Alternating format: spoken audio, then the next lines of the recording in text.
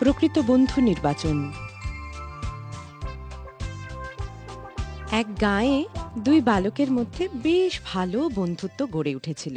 একদিন তারা বেড়াতে বেড়াতে একটা বনের মধ্যে এসে পৌঁছল। এমন সময় তারা দেখতে পেল একটা ভালুক তাদের দিকেই আসছে। এই এই দেখ দেখ দেখ দেখ, একটা ভাল্লুক আমাদের দিকে আসছে রে। ওরে বাবা, এই ভাবিস কেন? আর পালা রে, পালা পালা পালা। দুই বন্ধুই প্রাণ ভয়ে পালাতে লাগলো। ওদিকে ভালুকটাও পিছু ছাড়ল না।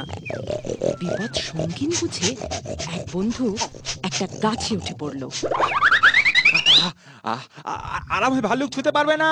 আরে আরে বন্ধু, তুমি আমাকে ছেড়ে একাই গাছে উঠে পড়লে।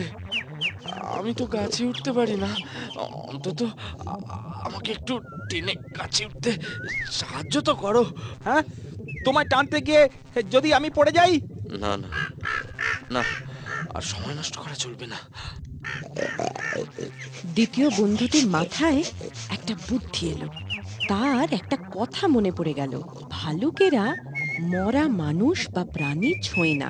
সে তখনই তার উপস্থিত বুদ্ধির বলে মরা মানুষের ভান করে মাটিতে শুয়ে পড়ল। ইতিমধ্যেই ভালুকটি দ্বিতীয় বন্ধুর কাছে এসে পড়ল। ওদিকে প্রথম বন্ধুটি কৌতূহলবশত গাছের ওপর বসে বসে সব দেখছিল। ভালুকটি দ্বিতীয় বন্ধুটির সারা গায়ে শুঁকে শুঁকে পরীক্ষা করছিল যে সে জীবিত না মৃত। দ্বিতীয় বন্ধুটি তো নিজের নিঃশ্বাস বন্ধ করে মরার মতো পড়ে রইল। আরে আরে, ভালুকটা ওর কানের কাছে মুখ নিয়ে কি করছে? ভালুকটাও কি কিছু বলছে নাকি? অবশেষে ভালুকটা দ্বিতীয় বন্ধুটিকে মৃত ভেবে চলে গেল।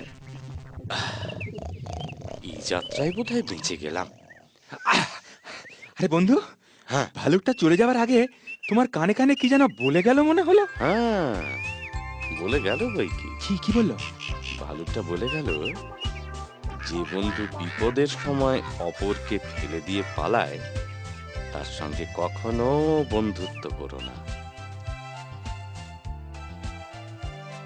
একমাত্র বিপদের সময়ই প্রকৃত বন্ধুর পরিচয় পাওয়া যায়।